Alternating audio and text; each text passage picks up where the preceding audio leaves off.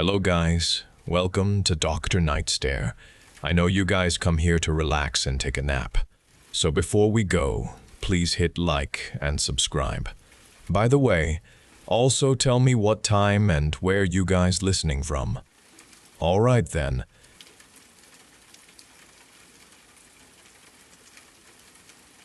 The rain hammered the windshield, a relentless drumming that had become the only sound I registered for what felt like an eternity. My eyes burned with the strain of hours on this deserted country road, and sleep clawed at me, a persistent ache behind my temples. I clenched the steering wheel, pushing through the brutal storm that had only grown more violent with every passing mile. The dark woodland pressed in on both sides, the tall trees forming a solid, menacing wall that swallowed the last remnants of twilight and even the edges of my headlights. I fought to keep the car moving straight through the blurry tunnel of the downpour. The air inside the car felt thick, a stifling weight despite the cold that seeped in from the storm.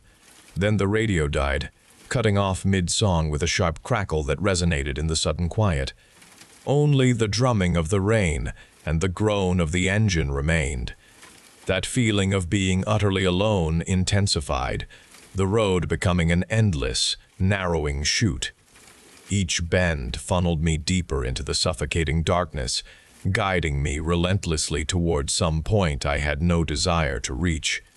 The dense forest seemed to close in, its branches reaching over the tarmac, pulling me further into its grasp, tightening its grip with every revolution of the tires. My head nodded again, a jolt bringing me back to the rain-streaked road.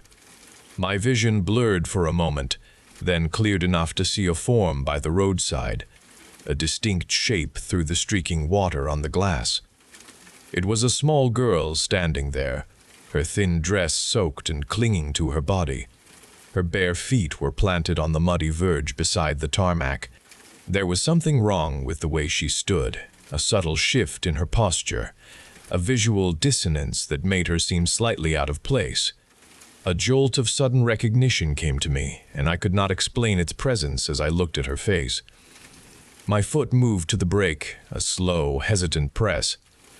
The car began to slow, the tires hissing on the wet tarmac as I slowed towards the shoulder. I leaned across to unlock the passenger door. My hand reached for the latch, trembling. I looked up again towards the roadside where she had stood. She was gone from my sight. Disbelief took hold of me. Then a sharp rap sounded on the driver's side window. I flinched back against the seat, my heart surging in my chest. The small girl stood there, her face pressed against the glass, her dark hair plastered to her forehead. Her empty gray eyes stared directly into mine, a deep stillness in their depths. She lifted a small hand and pointed a finger down at my front wheel. A look of absolute resolve settled on her face. The girl's resolved face vanished from the window as quickly as it had appeared, and I screamed, slamming my foot onto the accelerator without conscious thought, desperate to put distance between myself and that impossible apparition. The tires spun on the slick road for a moment before gripping, sending the car lurching forward into the blinding rain, my heart a frantic drumbeat against my ribs. I told myself it was exhaustion, a trick of the mind after hours of driving through the storm, a hallucination born of sleep deprivation and the oppressive dark. I focused on the road ahead, willing my terror to subside, gripping the steering wheel so tightly my knuckles turned white. Then, a soft, warm glow spread across the worn leather of the wheel beneath my hands. My eyes darted down, seeing 5 delicate, glowing prints pressed onto the surface, smaller than my own, each finger mark alight with a soft internal luminescence. The prints were superimposed over my own grip, distinct and bright. A cold dread seeped through my adrenaline-fueled fear as the wheel began to turn, subtly at first, then with a clear, steady pull that overpowered my own grip. The car veered to the right, leaving the narrow, winding path of the country road, guiding me onto what appeared to be a rougher track through the trees, illuminated now by a distant, expanding light cutting through the downpour. The hands pulled me onward without hesitation. I opened my eyes to a sterile white ceiling. A constant, high-pitched beeping filled the quiet room. A dull ache spread through my entire body, a throbbing sensation in every muscle and bone. Tubes connected to my arm, feeding clear fluid into my veins. The air smelled of antiseptic and clean linen. A woman in pale blue scrubs checked a monitor beside my bed, her movements quiet and efficient. She looked at me then, her expression soft, a careful concern in her gaze. "You are awake," she said, her voice gentle. "You were in a serious accident. A head-on collision during the storm." Later, a doctor came. He spoke slowly, his words measured and deliberate. He described the wreckage, the brutal impact. Then he showed me a small digital picture on a tablet held in his hand. My breath hitched in my throat, a cold dread seizing my chest. It was her. The girl from the roadside, her dark hair plastered to her face, her empty gray eyes staring out from the screen. She was the driver of the other vehicle, he explained. She passed away at the scene. The truth landed with a physical shock. The impossible apparition, the glowing handprints on the steering wheel. All of it was true. She had been real. She had been there, trying to show me, trying to warn me, trying to guide me, guiding me to the point of impact, guiding me to her in that final tragic moment. Every terrifying detail, every impossible sensation, clicked into a horrifying concrete reality. The memory of her empty gray eyes, her resolved face, her small glowing hands, burned into my consciousness. The world changed forever after that day. Now, when the rain falls, especially when I drive alone at night, I feel them. A distinct cold pressure on the steering wheel, gentle yet firm, subtly shifting its direction. Those small guiding hands are always there, a permanent chilling presence, a constant reminder of the tragedy they led me to, a constant echo of the girl I could not save, the girl who desperately tried to communicate, the girl whose life ended that night.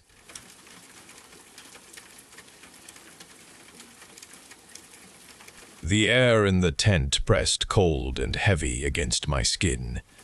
Outside, a branch cracked under weight. It was just ice, I told myself, the first sign of the snowstorm promised before dawn. But my heart still pounded inside my chest. I pulled my sleeping bag tighter, muffling the sounds of the night. Mark's birthday celebration felt wrong this year. He seemed to notice nothing wrong. I heard the cheerful shouts of my friends around the campfire. Their laughter carried through the canvas walls. They were happy. They did not worry about the snow trapping us here on the mountain. They did not worry about the things the deep snow hid. They did not worry about what walked through such snow. I knew what walked in it. My muscles stayed clenched. My stomach was a knot. Every dark shadow cast by the weak lantern inside my tent seemed to shift. I wanted to join their easy camaraderie, to pretend to enjoy the night like everyone else. I wanted to forget the old stories. I wanted to forget the way the wind sometimes sounded when it gathered speed. It sounded like a choked cry. I wanted to forget the way new snow-covered tracks. The cold seeped through the thin tent floor. It felt wrong. The park ranger's warning about the incoming blizzard had been clear. A whiteout was coming. Where a blizzard raged, there always existed a terrifying possibility. A twig snapped outside. It sounded close. It sounded deliberate. My breath caught in my throat.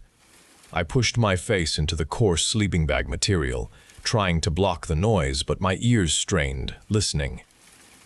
The campfire crackled, a warm sound, but it offered no comfort. Sarah sang a familiar, silly song, off-key and unaware. How could they remain oblivious to the cold, encroaching dread? I closed my eyes, picturing the impossible movement of it, that terrible, uneven gait. The twisted walker. Just the name itself made my skin crawl with revulsion. It was a story. More than a story. It was a lingering memory. I listened for the specific rhythm. It was uneven. It made a distinct scrape and drag. The sound was impossible in nature. It was real in my experience. My mind raced, calculating the distance to morning light. It calculated the expected depth of the snowfall. Each passing second stretched for a long time. I knew I needed sleep. I knew sleep would not come. I would lie awake all night, listening. I would listen for its slow approach across the deepening snow. I always did. My mind slipped away from the cold tent and the current snow falling outside. It went back to the sweltering heat of summer. It went back to Camp Hashawa. The first time I ever heard the name, I sat around a fire much like this one. I was 13 years old. Smoke from the logs drifted into the humid night air. My bunkmates and I gathered close, wrapped in thick blankets despite the warmth. Counselor Dave, a lanky college student with a theatrical streak, always started his ghost stories with the same somber tone. He told us about the spirits of the old logging camp. Hashawa had been a logging camp long before it was a summer retreat. He would build the suspense slowly. Then he would drop the name, the Twisted Walker. The stories all followed a pattern. A lonely logger, lost in a blizzard, froze to death. He then came back, twisted by the cold, walking backward, legs inverted. He wandered the woods. He looked for company. He never found it. He only dragged more lost souls into the snow. It was a terrifying tale for children. We shrieked at the right moments.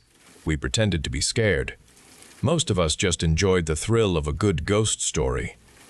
The camp was a fun place. It had canoes and archery and campfire songs. It felt like a safe place.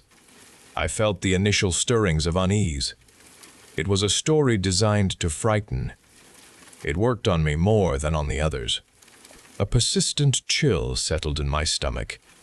That first night back in our cabin, the usual giggling and whispered secrets died down quickly. I heard the wind outside the wooden walls. It whistled through the pine trees. It sounded different that night. It seemed to carry a strange rhythm. It was a scrape. It was a drag. It was a pause. Then it repeated.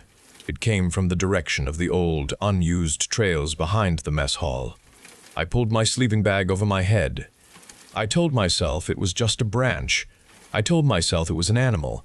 I tried to dismiss it, but the sound was too consistent. It held an unnatural pattern. It came and went. It sounded too precise to be natural. The next morning, a few of us decided to explore those old trails. We found something.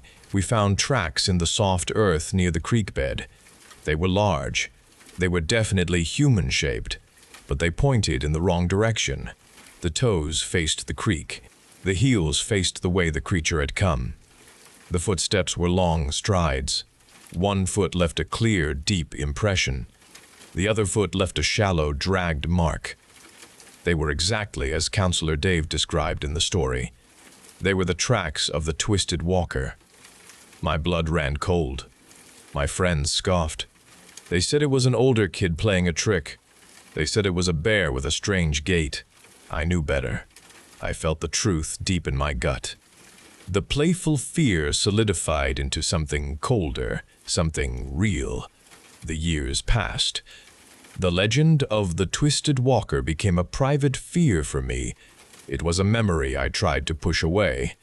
Camp Hashawa remained open for years after my last summer there. Then the news started. It came in hushed tones at first. A hiker went missing on the old trails. Then another. A camp counselor vanished during an overnight patrol. There were no bodies found. There were no leads. There was only the expanding circle of fear in the local community. The police found strange tracks near the last known locations of the missing people. News reports avoided specific details, but the descriptions resonated with the childhood memory of those creek bed tracks. They were uneven. They showed a peculiar drag. They went backward. The camp finally closed its gates. It was a local tragedy. It left a permanent scar on the community. What was once a place of childhood fun became a place of deep dread. The Twisted Walker was no longer just a campfire story. It was a chilling reality. It was an explanation for the unexplained disappearances. It confirmed my youthful terror. The fear did not diminish with age. It deepened into a persistent awareness. The creature was real. It still walked the dark woods. It still made its uneven journey through the snow. This knowledge had settled into my bones. It became a constant companion. It waited for the precise conditions to emerge. It waited for nights like tonight. It waited for the blizzard to cover its passage. The dread that gripped me now was not a child's silly fear. It was the absolute certainty of an adult who knew what truly lurked beyond the tent. The official stories about Camp Hashawa always downplayed the real reasons for its closure. They spoke of financial difficulties or environmental concerns. The real reason circulated in whispers. It circulated in hushed tones after dark. It spoke of a group of hunters. They had gone to the closed camp. They wanted to kill the thing that lived there. Elias was one of them. He was a veteran woodsman. He knew the trails. He knew the deep woods. His daughter Clara went with him. She had grown up in the woods. She knew how to track.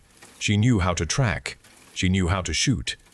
Elias always said she was the best shot in the county. They were not alone. 2 other men joined them, older friends of Elias. Thomas was a quiet man. He moved like a shadow. Robert was loud. He joked often. They all believed in the creature. They called it the Walker. They wanted to end its reign of terror. They drove a beat-up pickup truck to the old camp gates. The no trespassing signs hung crooked. The gates themselves were chained shut. Elias cut the chain with a bolt cutter. He did not hesitate. The air held a cold stillness. The trees stood bare. They parked the truck near the old mess hall. The building looked empty. Its windows stared out like vacant eyes. They set up a small camp inside the mess hall. They laid out their gear. They checked their rifles. They prepared for a long hunt. They knew the creature favored the deep snow. It favored the blizzard conditions. It favored the darkest nights. They hoped to find it before the worst of the winter arrived. They wanted to draw it out. They would hunt it. The first day they spent scouting. They walked the old trails. They walked the paths near the creek. They looked for tracks. They found nothing at first. Thomas spotted a deer carcass near the old archery range. It was fresh. It was partially eaten. The bite marks were strange. They were not like those of a bear. They were not like those of a wolf. Elias knelt down. He examined the ground around the carcass. He found something. He found a set of tracks. They were large. They were human-shaped. They pointed in the wrong direction. The toes faced where the creature had come from. The heels faced where it went. One foot left a deep impression. The other foot left a shallow, dragged mark. Elias stood up slowly. He looked at Clara. Clara nodded. "The Walker," she said. Her voice was low. Elias told Robert and Thomas to spread out. They would follow the tracks. They followed the tracks for hours. The tracks led them deeper into the dense woods. The trees grew thicker here. The light grew dimmer. The temperature dropped. The tracks continued their uneven rhythm. They went across frozen streams. They went over rocky patches. They were hard to follow in places. Clara was good. She picked up the trail every time. They heard nothing but the wind. The forest seemed to hold its breath. They walked for another hour. The tracks stopped abruptly at a small clearing. The snow was churned up. It showed signs of struggle. Another set of tracks was there. They were boot prints. They belonged to a man. The man's tracks stopped. The walker's tracks continued. They moved away into the trees. They were going faster now.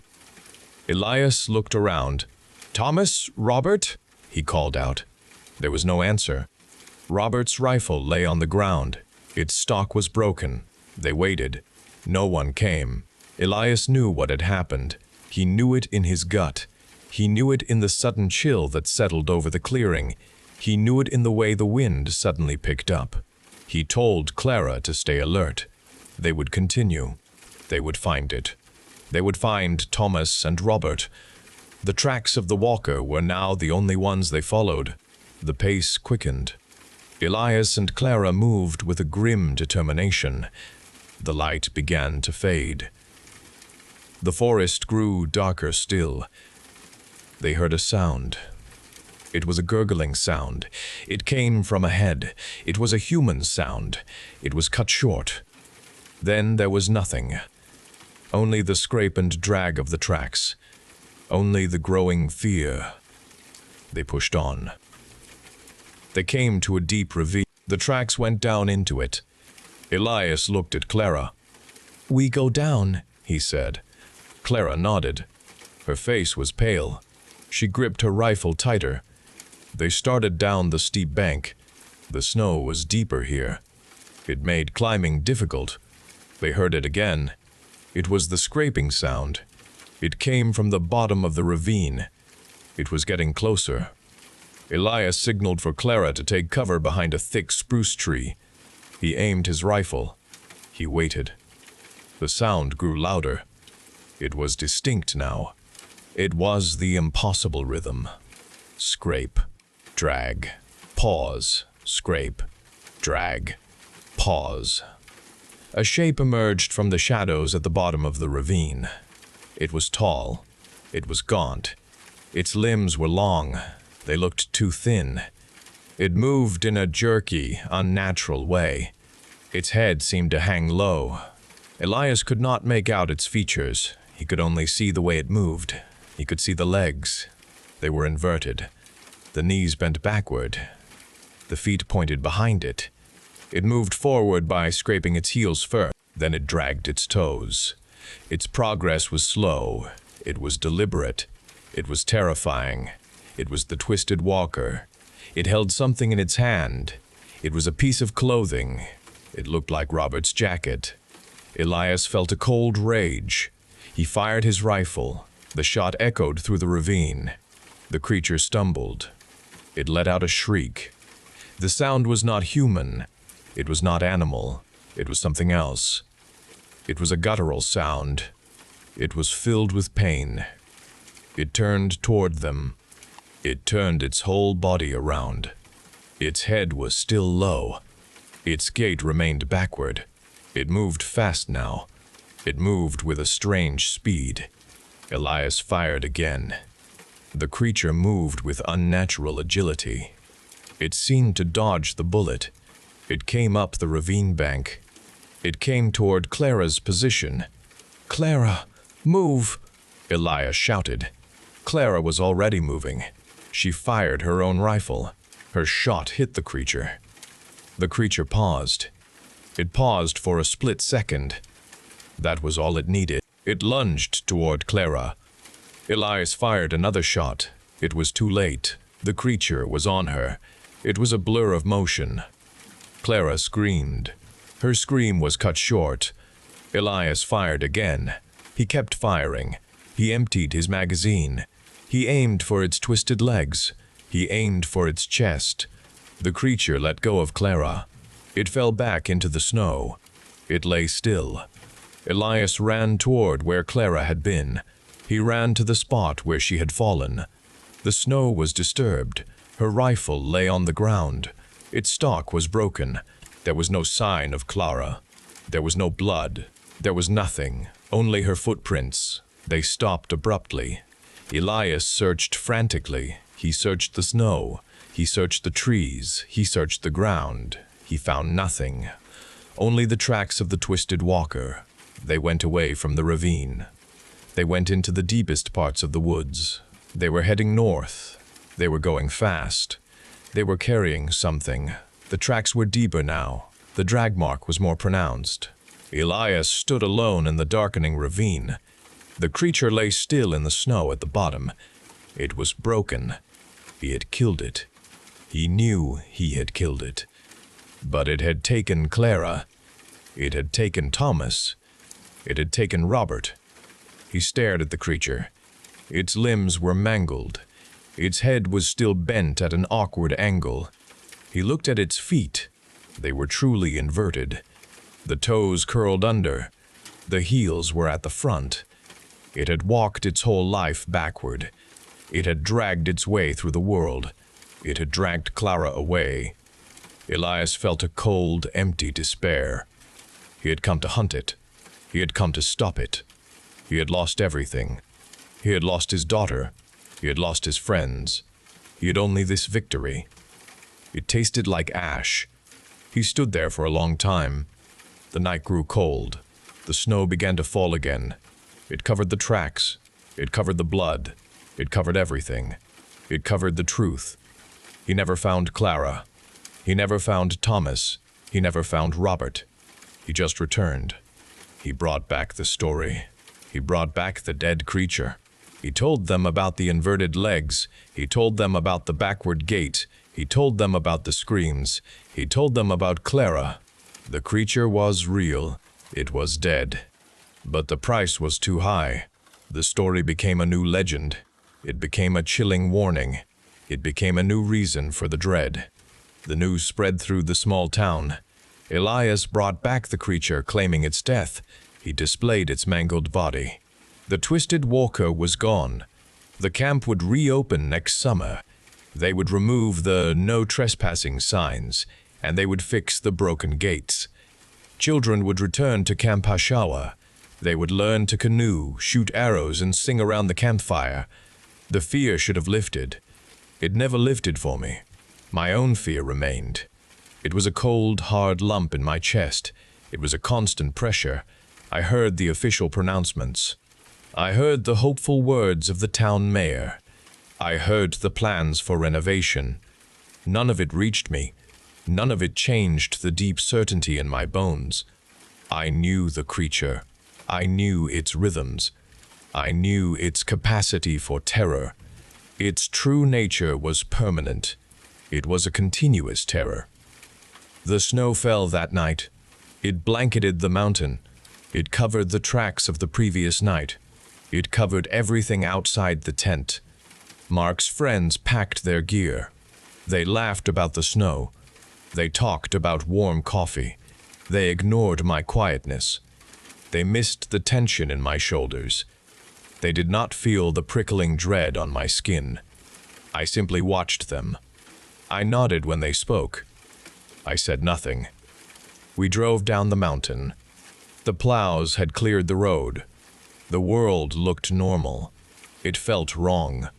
I returned to my own house. The old house stood quiet. The woods bordered the back property. These woods connected to the camp trails. These woods also connected to the mountain. My bedroom window faced them. I drew the curtains tight. I turned on every light in the house. The light did not penetrate the fear. It did not banish the certainty. I listened. I listened for sounds. I listened for the wind. I listened for the specific rhythm I remembered. The creature remembered me. I felt this truth with an absolute clarity. It remembered the boy who had seen its tracks. It remembered the child who had known its name. It remembered my fear. It remembered my presence. The death of one creature meant nothing. It was a distraction. It was a misdirection. It was a new phase in its existence. The twisted walker was a multitude. It was an enduring force. It was a spirit. It was the chill of the woods.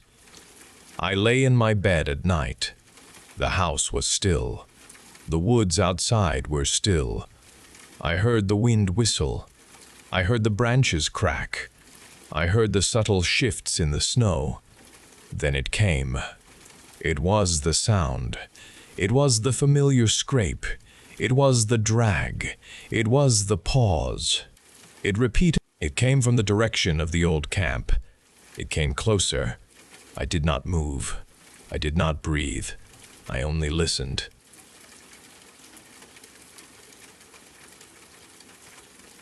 My day always ended with pie. It was a firm truth, a constant in the world, and I knew its familiar scent and comforting taste. The fork slid through the flaky crust and soft fruit filling. Each bite brought deep satisfaction. My world felt dependable with pie, built through years of consistent enjoyment. Every evening, this ritual affirmed an unchanging order. I took another slow bite, savoring the warmth on my tongue. Then an image of buttercream appeared. It was dense white, sugary, and a distinct flavor surfaced, sweet and rich. I could almost feel its smooth texture melting away. A vague unease stirred within me. This intrusion felt strange, a foreign element touching something held dear. I tried to dismiss the thought, focusing on the familiar tartness of my apple pie. The image of the cake did not fade. It remained, a quiet presence against my established contentment. It stayed with me, an unexpected memory. The birthday party pulsed with loud chatter. My aunt carried a large cake from the kitchen, its white frosting smooth and thick. My cousin cheered when he saw the candles. He blew them out in a single breath. Slices of cake were passed around the table. The sweet smell drifted towards me. I watched the creamy frosting, its soft texture visible. My chest tightened a little. Everyone around me ate with open enjoyment. A slice of cake landed on the plate in front of me. I looked at the moist crumbs, the rich buttercream. Pie waited at home, my familiar pie. My hand reached for the fork. I lifted it. The cake was dense and sweet against my tongue. It melted slowly, leaving a cloying sugar residue. Each chew brought a rush of thick sweetness. The taste was powerful, invading my mouth, displacing the memory of pie. A tremor ran through me, a sudden chill. This was wrong. This was not pie. I had made a choice. The feeling of unease grew, a tight knot in my stomach. I pushed the plate away. The half-eaten slice sat there. I could not look at it. I needed to remove this taste. I needed to remove this memory. I stood up quickly, needing space. I went to the bathroom and splashed cold water on my face. The coolness did little to calm me. I stared at my reflection. My eyes looked wide. My mouth still held the lingering sweetness. I grabbed my toothbrush. I squeezed out a generous amount of toothpaste. I scrubbed my teeth with harsh, rapid strokes, scraping my tongue until it smarted. The mint burned, fighting the residual sugar. I rinsed my mouth multiple times, spitting out the foam with increasing force. The taste of cake slowly diminished, replaced by a raw freshness. Yet the memory of the cake's presence remained, a clinging residue inside me. The fact of eating the cake felt heavy within me. I came back to my kitchen. The countertop held my half-eaten pie. Its crust was golden. Its fruit filling was dark and sweet. I reached for a clean plate, then a fork. The familiar scent of baked apples did not calm me. It only sharpened my awareness. I cut a small slice. My hand shook as I lifted the fork. The pie touched my tongue. It tasted of sweet apples and warm spice. This was my pie. Yet the comfort did not arrive. The lingering memory of buttercream coated my mouth, a sickening film. The sweetness of the cake pushed against the sweetness of the pie, overwhelming it. My pie felt wrong. It felt spoiled. Each bite brought no satisfaction. I had broken the bond. I was no longer the person who ate only pie. I was a person who had eaten cake. The betrayal felt real, a truth I could not escape. The fork slipped from my fingers, hitting the plate with a sharp sound that echoed in the quiet room. I pushed the plate away with sudden, desperate force. It slid across the counter and stopped at the very edge. My breath hitched in my chest, a ragged gasp. My hands flew to my face, fingers pressing hard against my eyelids, trying to block out the sight of the untouched pie and the truth of what I had done. Tears came, hot and fast, streaming down my cheeks, soaking my fingers. A ragged sob ripped from my throat, raw and painful. I dropped to my knees on the cold kitchen tile. The harsh surface bit into my skin. My entire body shook with an uncontrollable tremor. I had ruined everything I believed in. I was unworthy of this pie, of its simple truth and faithful comfort. I was unworthy of the person I thought I was. The world I had carefully built around pie had broken. There was nothing left. I pulled myself up, my legs stiff. My eyes found the dark drawer beneath the kitchen sink. I opened it slowly. Inside lay the black pistol. My fingers wrapped around its cold grip. I lifted the pistol out, feeling its unexpected weight. I walked back to the counter. The half-eaten pie still sat there. Its golden crust caught the kitchen light. I picked up the fork from the counter. My hand held steady. I cut a small piece of the apple pie. I lifted it to my mouth. The taste of sweet apples and warm spice spread across my tongue for a final moment. It offered no comfort. It was a taste I recognized, but it was no longer mine. I placed the fork down gently. I lifted the pistol. I pressed the cold metal against my temple. A sharp click then filled the quiet kitchen. Everything faded away.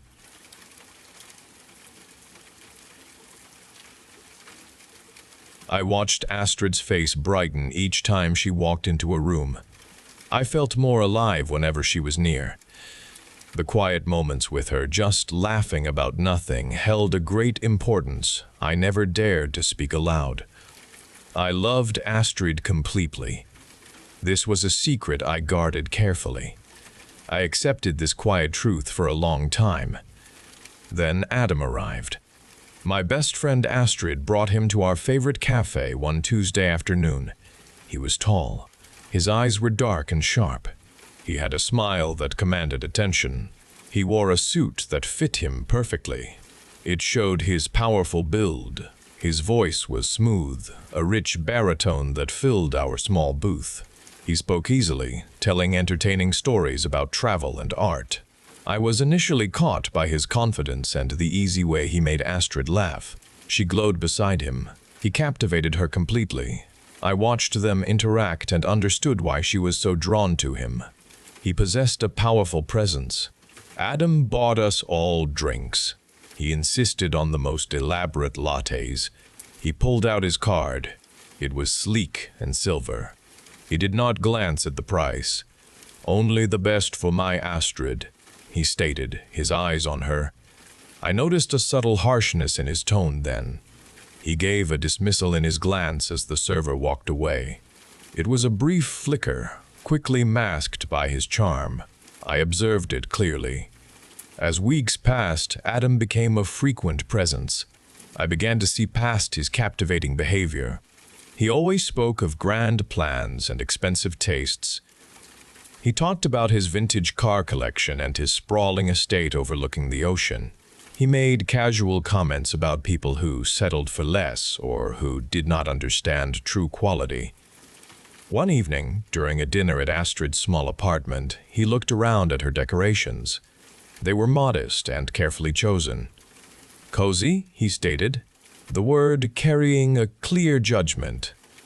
He then launched into a story about renovating his own penthouse. He detailed the cost of custom-made Italian marble. My chest tightened.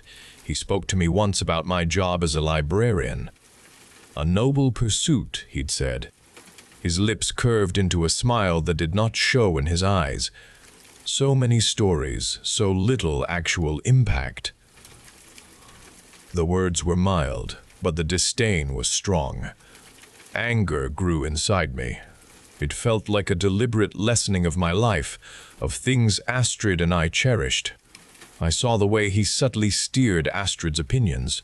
He guided her away from simple pleasures she once loved. He made her question choices that brought her joy. His compliments always carried a conditional meaning, as if she needed to meet some invisible standard he set. My concern for Astrid grew with each passing day. The man who had initially charmed everyone now revealed a calculating, unfeeling demeanor. I worried for Astrid, for the bright, independent spirit I loved. I worried about her future with him. I felt it was changing her. It moved her away from who she truly was. The news came like a sudden gust, chilling me despite the late spring warmth. Astrid called me. Her voice vibrated with a joy that felt alien and distant. Adam had proposed. She said yes. The wedding would be in 3 months. Everything moved with a disorienting speed. Plans materialized overnight. Venues were booked. Designers were hired. Astrid, once so deliberative, swept along by Adam's insistence, made swift, decisive choices. She looked at me, her eyes shining, asking for my help with invitations. She did not see my clenched hands. I watched her, a knot forming in my stomach. She was happy, undeniably so, but her happiness felt constructed by Adam. He dictated every detail, every decision. His presence loomed over the preparations. He oversaw everything. He even chose the flowers, not letting Astrid have a say. He explained to her that she did not understand true aesthetic. He smiled when he said it. She just laughed. I saw her fading, her preferences shrinking to fit his grand design. I felt a growing sense of helplessness. My words remained unspoken. My warnings stayed trapped behind my lips. One evening, Astrid asked me to be her maid of honor. Her eyes, still filled with that new Adam-generated radiance, looked expectant. My first instinct was to refuse. I wanted to escape the charade. I wanted to shield myself from the inevitable pain. But I saw the plea in her eyes. I clung to a desperate hope. I imagined that by staying close, I could somehow pull her back. I could remind her of herself. I could preserve the last fragments of our friendship. I forced a smile onto my face. I accepted. The day of the wedding arrived. It was a spectacle of excessive wealth and calculated grandeur. The venue, a sprawling estate on a cliff overlooking the ocean, gleamed under a bright, indifferent sun. Gold leaf adorned every surface. Chandeliers, hundreds of them, dripped crystals from the high ceilings of the ballroom. Thousands of white roses perfumed the air. Waiters moved silently, carrying trays of champagne and exotic delicacies. Guests, dressed in expensive gowns and sharp suits, spoke in hushed tones. They admired the sheer scale of the event. Everything was perfect. It felt like a stage meticulously set for a performance. I stood beside Astrid, adjusting the lace on her gown. Her dress, designed by a famous Italian couturier, shimmered with pearls and diamonds. She looked breathtaking, a porcelain doll, almost too perfect. Her beauty felt fragile. Adam stood at the altar, his posture rigid, his gaze sweeping over the assembled guests with a possessive air. His eyes settled on Astrid. A slow, chilling smile spread across his face. It was not a smile of love. It was a smile of absolute triumph. The music began. Astrid took her father's arm. Her steps were light, almost ethereal. I watched her go.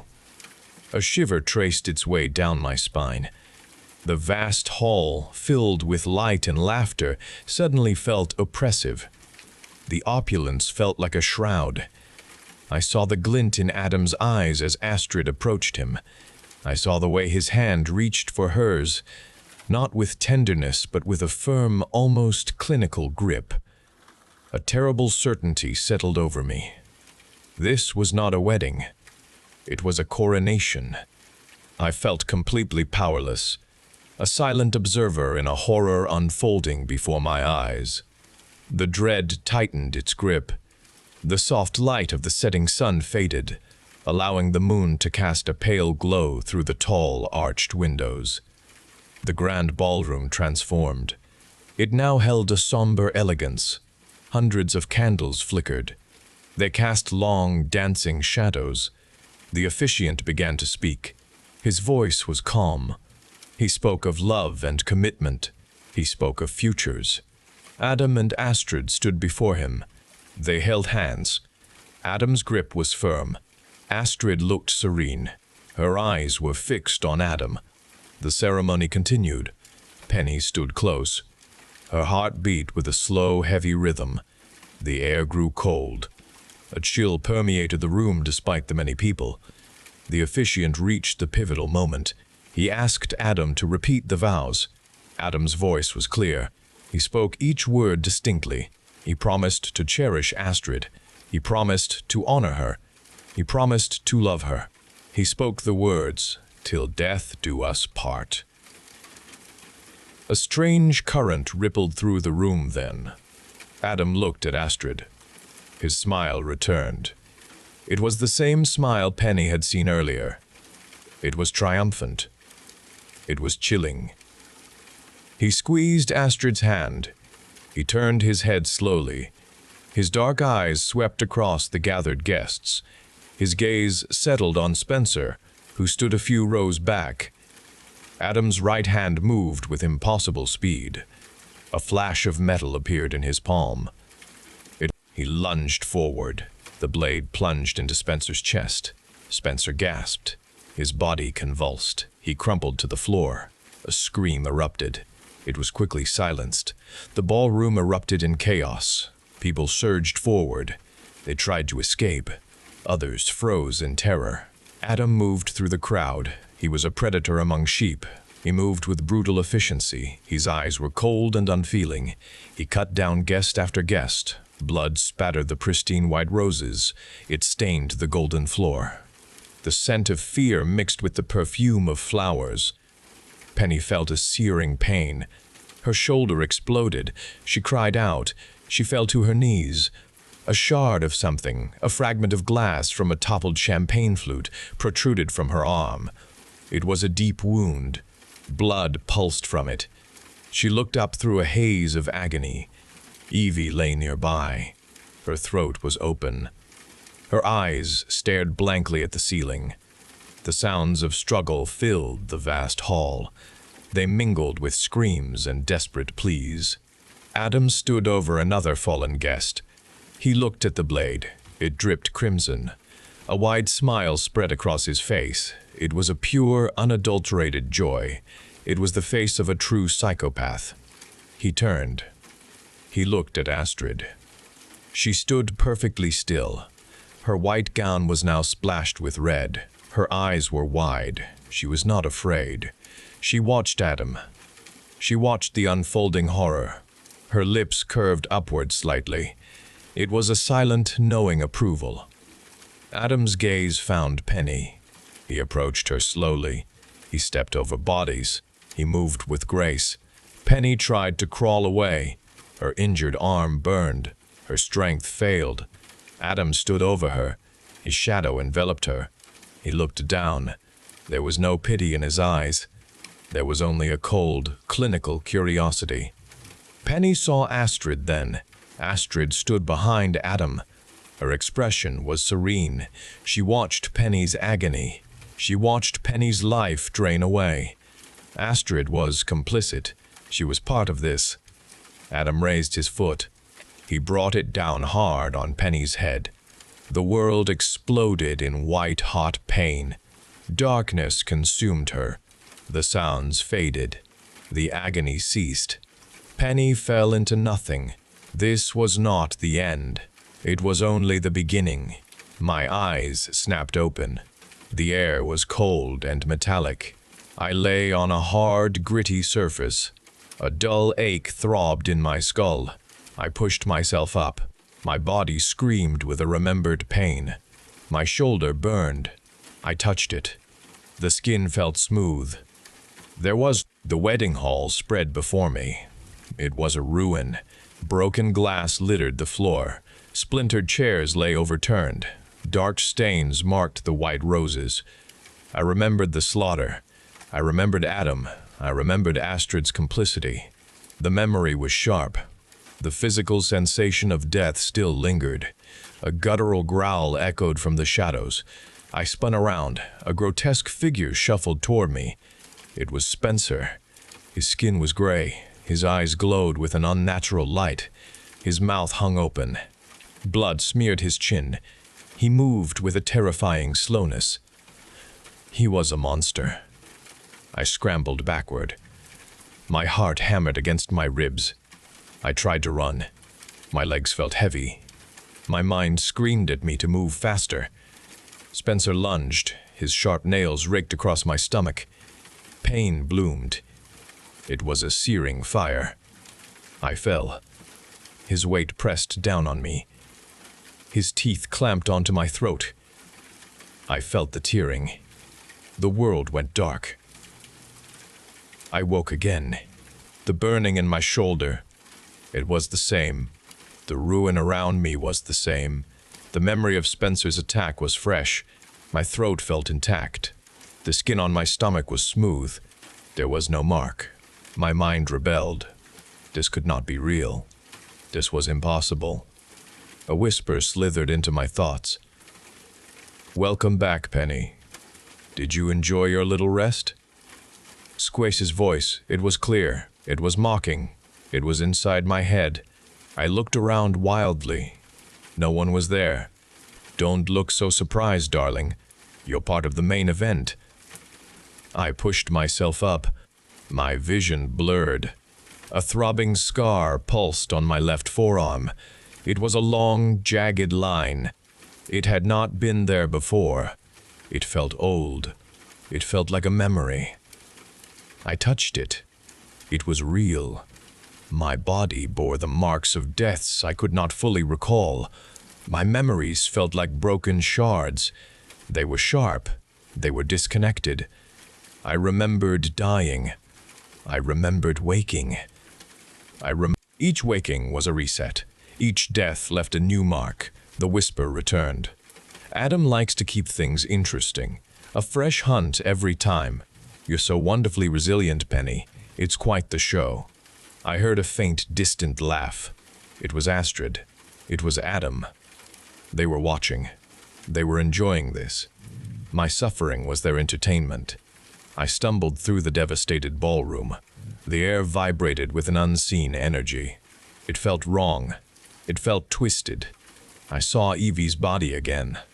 Her vacant eyes stared upward. I saw the bloodstains on the floor. I remembered her scream. The image was vivid. It was a recurring nightmare made real. I knew she would reanimate. I knew she would hunt me. They all would. I needed to find a weapon. I needed to hide. I needed to understand. Astrid's voice. It spoke again. "You make us so happy, Penny. Every time you scream, every time you fall, our love grows stronger. It's a magical bond, you see, forged in your despair." The words were cruel. They were cold. They were real. I saw a glint under an overturned table. A silver dinner knife lay there. It was small. It was dull. It was all I had. I grabbed it. My hand trembled. The scar on my forearm pulsed. My heart pounded. I was a player in a game I did not choose. I was the hunted. My death was not an end. It was a reset. It was a performance. I heard a shuffle behind me. A low moan escaped a ruined cluster of white roses. A figure emerged. It was a woman. Her dress was tattered. Her eyes were empty. It was Evie. She moved with a jerky, unnatural gait. Her hands twitched. She stalked toward me. Her face was a mask of death. I backed away. My grip tightened on the knife. My mind raced. I knew how this would end. I knew what would happen. I would die. I would wake again. My memories would be fragmented. My body would carry another scar. This was my hell. This was their game. Evie lurched forward. Her mouth opened. A raspy sound escaped her throat. I tried to dodge. My foot slipped on a patch of blood. I fell. The knife flew from my hand. Evie was on me. Her hands closed around my neck. They were cold. They were surprisingly strong. My breath hitched. My vision swam. Darkness crept in at the edges. Astrid's voice echoed in my head. Such drama, Penny. Simply divine. Sickening chuckle followed. I felt Evie's grip tighten. The air left my lungs. The pain was immense. My life ebbed away again. The world faded to black. I knew I would wake up. I knew the game would continue. I was trapped. I was their entertainment. My agony was their fuel. This was my endless loop. I woke on a cold, smooth floor. The metallic tang in the air was sharper here. A thick glass barrier stood before me. It separated me from another room. Astrid waited there. Her white gown was pristine. Her hair shone. Her lips curved upward. Her eyes gleamed. A knowing smile settled on her face. Her voice entered my mind. It was clear and mocking. "Welcome back, Penny. You understand now, do you not?" My memories surged clear now. I saw the loop. I saw the deaths. I saw the scars. My suffering fueled them. My agony strengthened their twisted bond. I was their entertainment. I was their entertainment. I was the core of their horrifying ritual. Astrid's smile widened. The glass barrier before me began to dissolve. It faded into nothing. The sterile room warped. It melted away into a vast. The air grew heavy. A low growl echoed from the shadows. Spencer emerged. He moved with a jerky, feral gait. His skin was gray and torn. His eyes glowed with an unnatural hunger. His mouth hung open. It dripped saliva and blood. He was a monster, a puppet, a weapon. He was here to end me again. My body froze. My muscles refused to move. I tried to scream, but no sound escaped my throat. Spencer lurched forward. He moved with surprising speed. He was on me in an instant. His hands clamped around my shoulders. His teeth ripped into my flesh. Pain, immense and immediate, exploded through me. He tore at my stomach. He consumed me.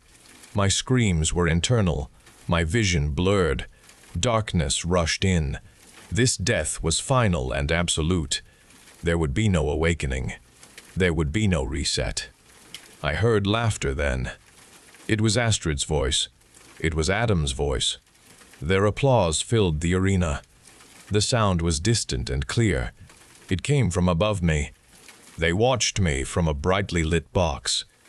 Adam held Astrid's hand. Their faces shone with glee. They celebrated their victory. They celebrated the winner of their depraved game. My ultimate endless suffering solidified their twisted love. My existence was now their eternal spectacle.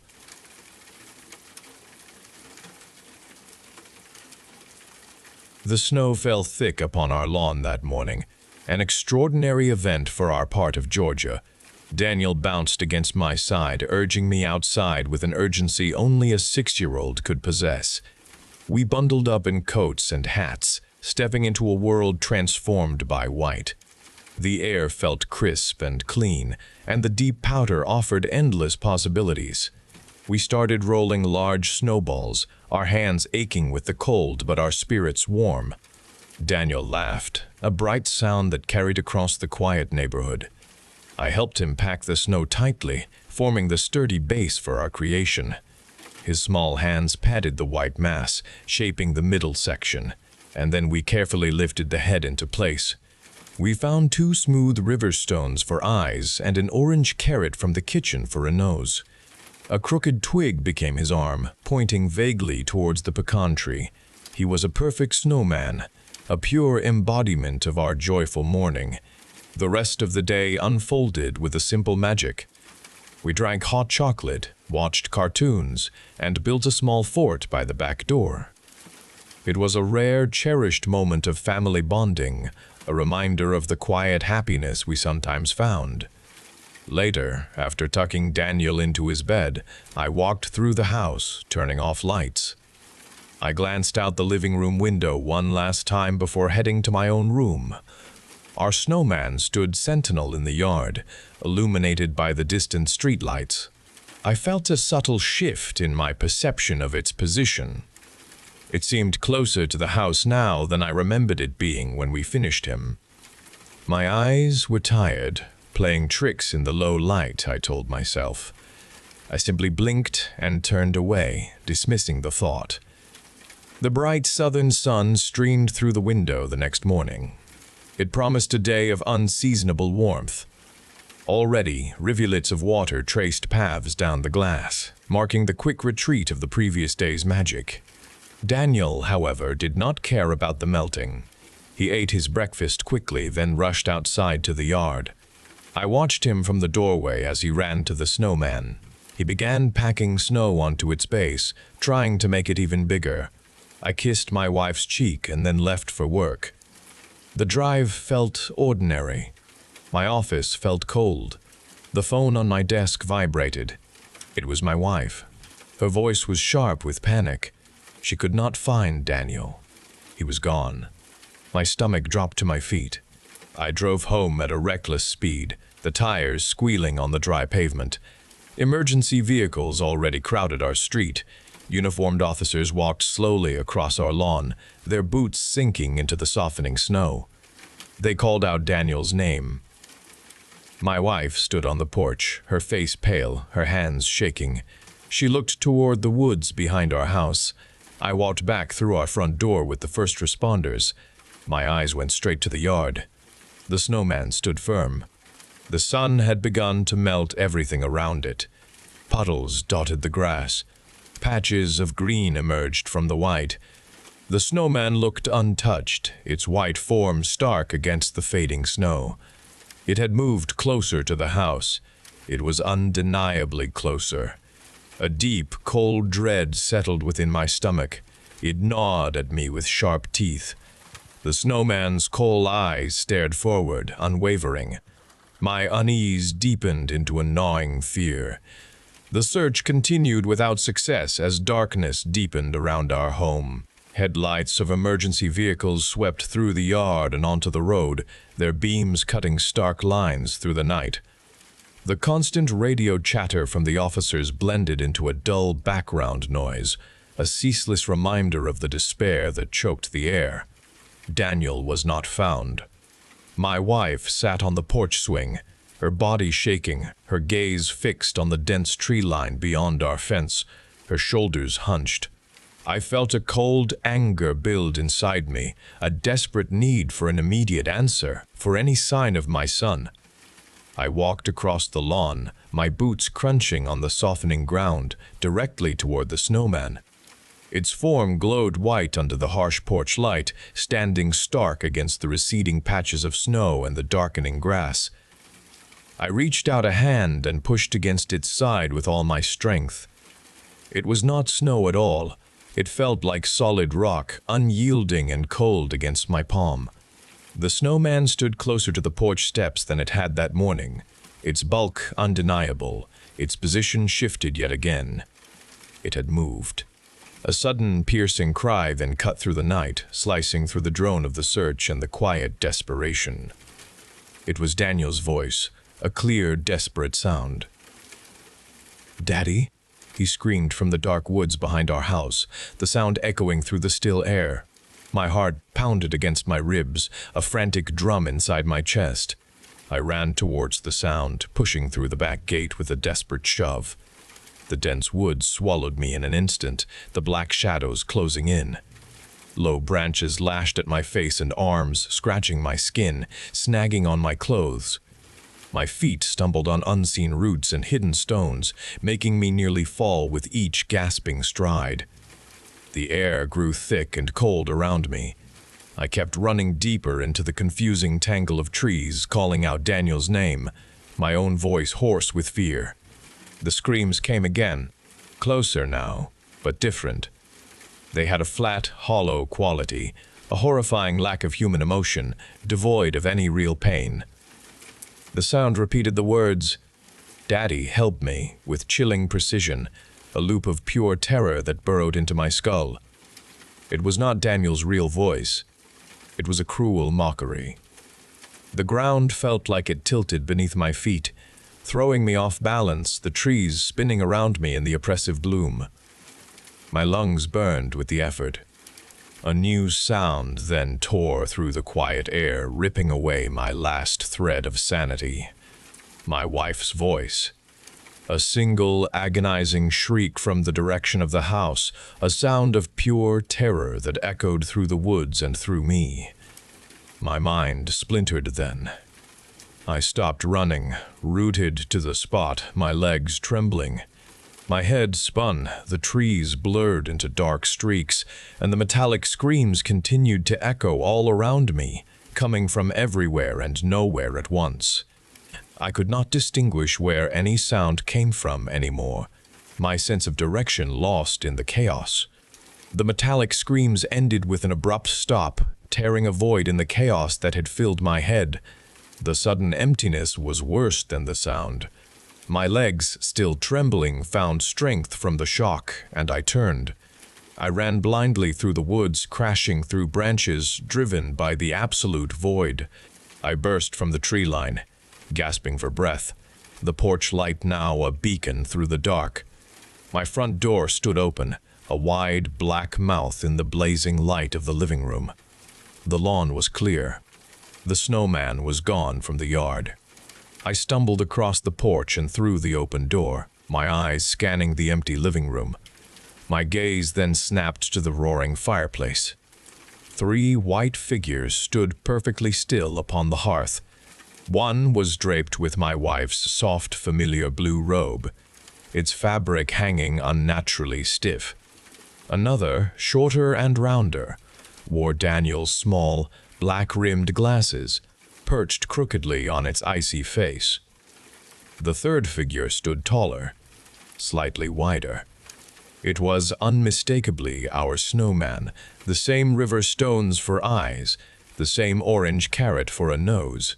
A cruel, wide grin had been carved into its face, a malevolent smile that had not been there before.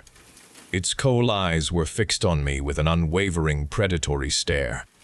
The television in the corner played a movie, its sound low, filling the room with an unsettling, cheerful noise. It was a familiar Christmas classic, the booby traps of Home Alone clicking and whistling through the speakers. I stood rooted, my throat tight, my entire world solidified into 3 terrifying, unmoving snow figures in my own home.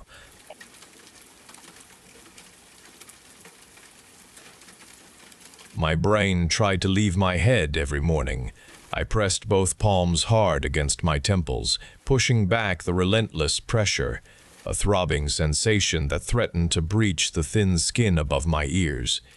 It was a constant fight, an exhausting effort to keep my thoughts contained, a daily ritual for every half like me.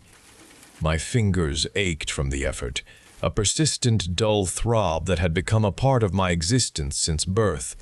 The struggle was not just internal. Every movement, every sudden turn of my head required conscious control to prevent the disorienting shifts within my skull. A moment of inattention could mean searing pain or a momentary loss of control over my own body. I blinked, clearing the brief dizziness, and released my breath slowly. This small clinic room felt familiar now, smelling sterile and metallic, a scent I knew too well from endless, required visits. Nurse Anya moved around the examination table, her steps measured and deliberate, the rustle of her pristine uniform a quiet sound.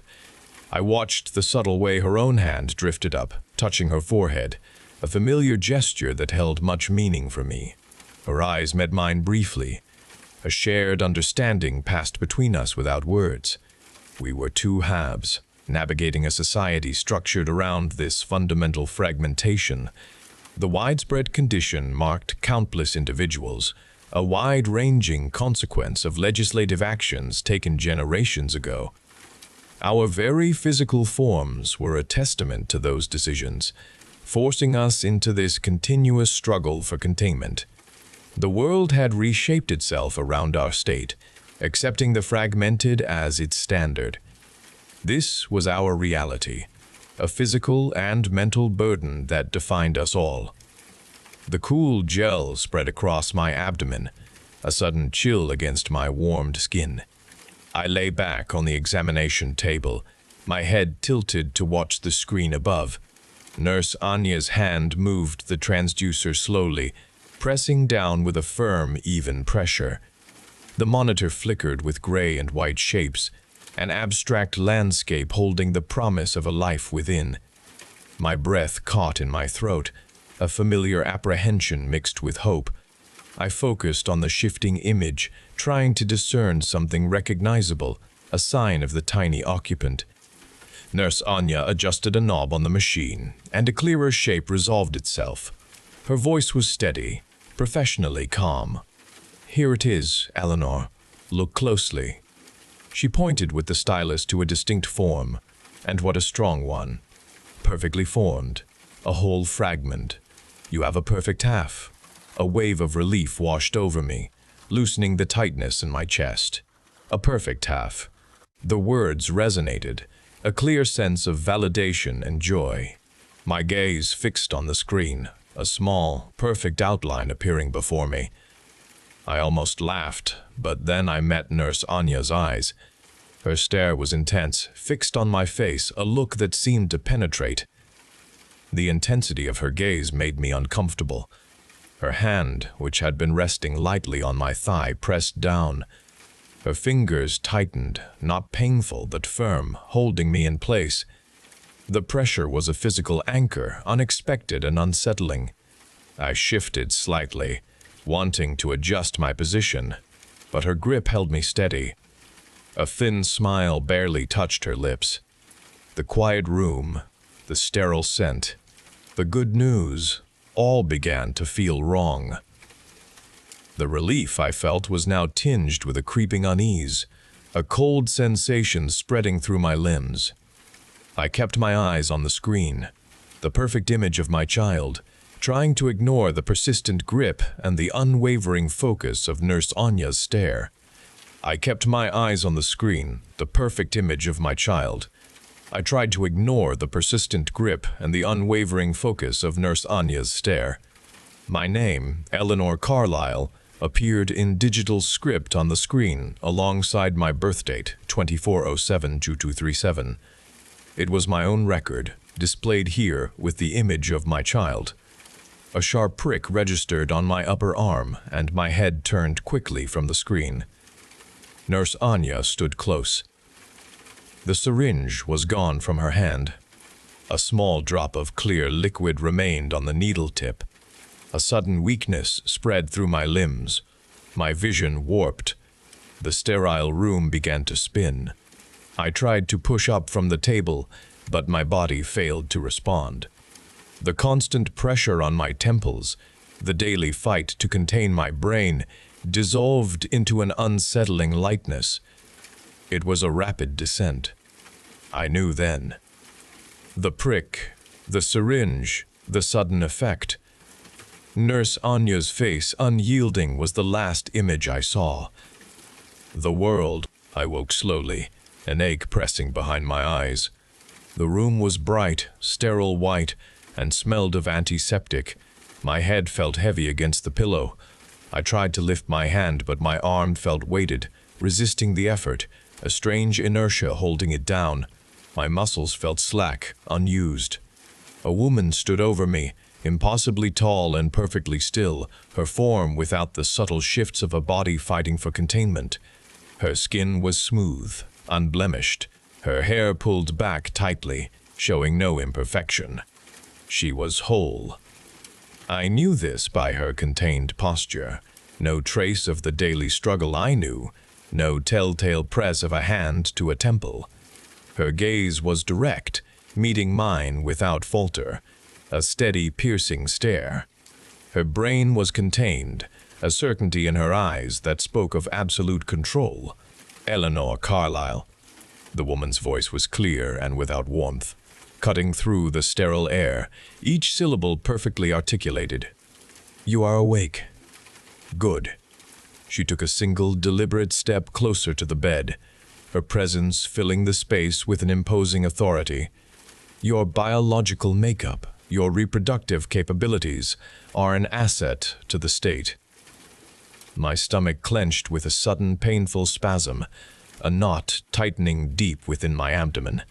I tried to speak, but my throat felt dry, constricted, and only a raw sound escaped my lips.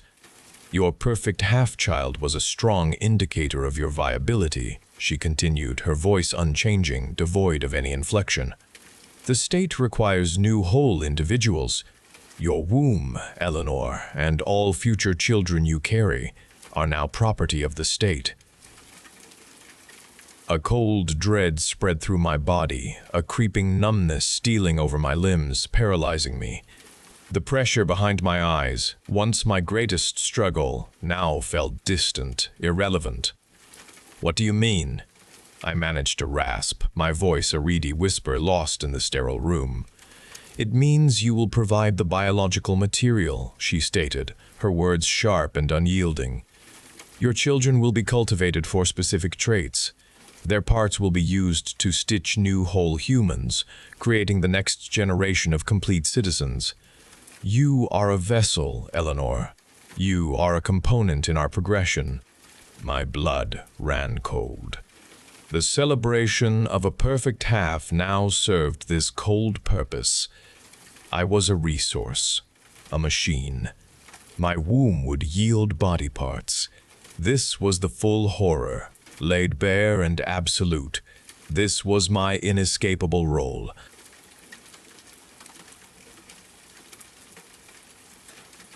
The cold metal bit into my wrists, cutting deep into my skin.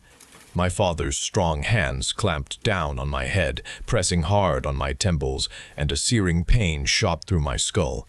He muttered words I did not understand, but the harsh sounds themselves pressed against my brain. I could not move my legs or my arms, held fast by the chains binding me to the concrete pillar. My body arched against the restraint, a futile struggle. He spoke about the evil inside me, his voice rough and certain. He called me a shapeshifter, a monster from ancient family stories, a terrible curse that had taken hold. He believed he was performing an exorcism, driving out whatever possessed me. My father's eyes burned with a desperate fire, convinced of the evil within my form. I feared his next action would bring my end. My throat stretched, but no sound escaped my lips, only a dry gasp. I waited for the final blow. A gasp tore through the air above me, and then Una stood at the top of the basement stairs, her eyes wide as she saw my bound form. She pleaded with our father, her voice shaking, asking him to release me from the chains. Our father's face hardened, and he threatened her, saying police involvement would ruin our family and take her away. Una's shoulders sagged, and she retreated back up the stairs. Her footsteps grew distant. My last hope vanished with her, and I knew then that my death was certain. The next morning, a sound from the basement door jolted me awake. Footsteps descended the stairs. My father stood at the bottom, his clothes dark with blood. He cursed, kicking a concrete piece near my feet. "Damn her," he said, his voice thick. "She fought me. She would not let go of the keys." A tremor ran through his frame. His jaw wavered. His eyes were wide, too bright. The transformation began. His skin stretched, his features softened, his body shrank. Shoulders receded, neck thinned, and his voice, which had just been angry, cracked and became Una's. My father's form dissolved, and before my eyes, it was Una. She stood, trembling, covered in blood. Her eyes stared at her bloody hands, then back at me. They showed recognition. "I just wanted the keys for you," she whispered, her voice choked. Mom would not let me. She screamed. "I did not mean to, Jamie." I got scared, and then I changed. I ate her. Her words remained. "It is me," she choked, tears mixed with blood on her face. "I am the monster. I am the curse." My chains held me tight against the cold pillar. I looked at Una, standing there in our father's shape, stained with blood. Her shoulders shook with deep sobs. The old stories about the family curse filled our lives, tales of one sibling becoming a monster while the other remained human. That was our family's great fear always. "Yuna," I said, my voice rough from disuse. "No, that is not how it goes. Evil twins are not a thing. The curse is not about that." I needed to reach her. "You came for me. You tried to get the keys for me." She slowly walked towards me, her father's form moving with her own uncertainty. She stopped near my bound body, her gaze fixed on my face. Her wide eyes held deep pain and confusion. I could see her terror, the horror of what she had done, what she had become. "You came to save me," I repeated, speaking clearly and steadily. "You are not a monster." Her hand, still large and rough like our father's, rose slowly. It was a hesitant movement. She touched my cheek, a gentle contact. Our real father offered no tender contact. Then she leaned in, her large body gently pressing against mine. She wrapped her thick arms around my chained frame. She held me gently, a cautious embrace that offered warmth for the first time.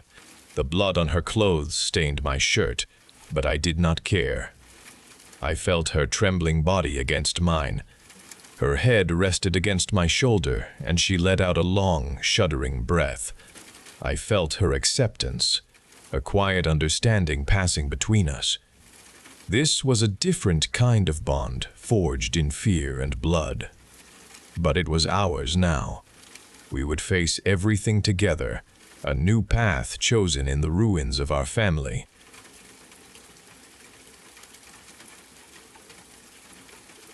The thick smoke filled my lungs with a raw, burning taste, and I coughed, a deep sound that tore at my chest. Orange flames consumed the wooden frame of the doorway leading to the corridor piece by piece. Heat pressed in from all sides, a suffocating pressure on my skin. I heard the distant, chaotic shouts of people on the street below, but those sounds grew fainter, swallowed by the relentless roar of the fire consuming the entire building. The air shimmered with the intense heat, making the edges of the room waver and blur.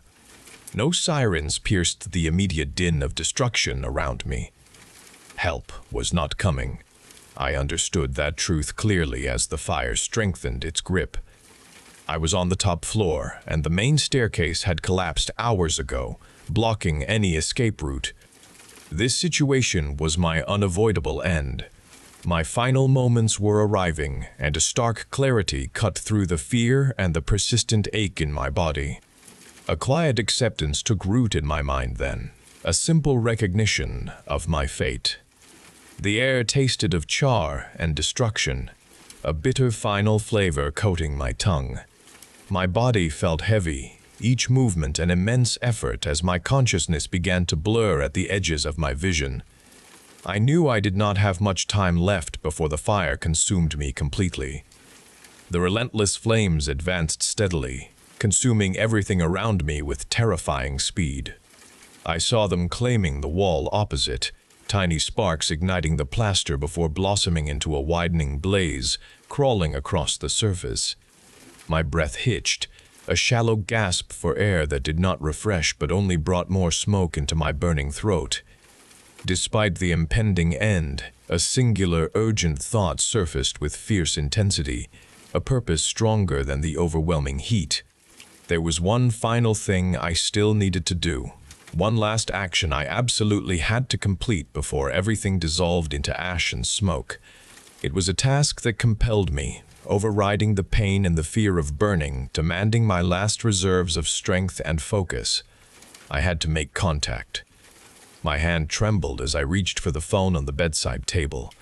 My fingers brushed against the hot metal, a shock running through my skin, but I gripped the device, pulling it close. The screen flickered to life, showing a dangerously low battery percentage. Thick smoke swirled around me, obscuring my vision with a shifting gray veil. My eyes burned, making it difficult to focus on the small, bright display. I pressed the screen, my thumb sliding over the unresponsive glass. The heat in the room intensified, making my skin prickle and sweat. I had deleted her number months ago, a childish act of spite that now felt like a crushing weight on my chest. I tried to recall the sequence of digits, pressing numbers onto the smudged screen. My memory felt sluggish, thick with the smoke and the overwhelming pressure of the heat. I typed in one set of numbers, but the phone displayed an error. My vision blurred, the edges of the screen growing hazy. I wiped my eyes with a shaky hand, smearing ash across my cheek. Each breath burned my lungs, a deep ache spreading through my chest. I concentrated, picturing her face, her stern expression, the way her lips moved when she spoke my name. I needed to remember. This was my last chance to bridge the distance I had created between us, to tell her everything I should have said years ago. A desperate surge of will pulsed through my veins. I closed my eyes for a moment, pushing through the burning sensation behind my eyelids, trying to clear my mind. The smell of burning plastic and fabric grew stronger, clinging to my clothes and hair. I opened my eyes, the screen still flickering, a tiny beacon in the encroaching darkness. I started again, slowly, pressing each number with deliberate care. The first 3 digits came, then the next 4, and finally, the last 3. It felt right. My fingers moved, hitting the green call icon. The phone chirped, a faint sound swallowed by the roar of the fire. It began to ring. I brought the phone to my ear, listening to the soft, rhythmic tone, a fragile thread connecting me to the outside world. My throat felt raw, but I pushed words past the burning. "Mom," I rasped, the single word a struggle. "I'm so sorry. I love you." The heat around me became a physical entity, pressing down, making my head spin. I could hear the crackle of flames devouring the wall next to me, a fierce sound that drowned out everything else. I waited, holding my breath, hoping for a voice, a sign, anything. The call connected, but static filled my ear, a harsh, buzzing sound. I repeated my message, my voice weaker this time, a whispered plea. "I love you." My grip on the phone loosened. My head swam, and the floor felt unsteady beneath me. The world began to spin, blurring into a chaotic mess of orange and gray. My eyelids grew heavy. My eyelids grew heavy. The phone slipped from my weakening grasp. It clattered softly onto the charred floorboards. The pale glow from its screen flickered for a moment before steadying. My body slumped, collapsing fully onto the scorching floor. My awareness dimmed, receding from the edges of my vision. A quiet peace settled over me, warm and complete. The searing heat, the thick, acrid smoke, the crackling roar of the fire. All of it faded, becoming only distant, muffled sensations. I felt a deep sense of release, knowing I had finally said what desperately needed to be said. My last task was complete. The smoke-filled world, with its blinding orange and suffocating gray, slowly grew dark, then vanished entirely as I surrendered to the overwhelming exhaustion and the encroaching darkness. A soft, gentle darkness surrounded me. I was free. The phone lay still on the floor. Its screen remained active, a small rectangle of light against the chaos. Around it, the floorboards began to smoke, their edges curling upward as the fire continued its relentless advance. Ash settled on the glass, a fine gray powder. The intense heat of the room made the air above the device shimmer visibly. The nearby wall, fully engulfed, pulsed with orange and red light, casting shifting shadows. The phone, an isolated device amidst the destruction, lay there. A small notification appeared at the top of its display. It was a red circle with a crisp, white exclamation mark at its center. Below it, in stark, clear text, the words read, "Call failed. Network error." The battery icon, now completely red, blinked once, a final pulse of energy. Then, with a click that no one heard, the screen went dark. Shadows, deepened by the advancing flames, covered the device entirely. The intense heat continued its destruction, affecting the phone as well, making its unseen message eternally true.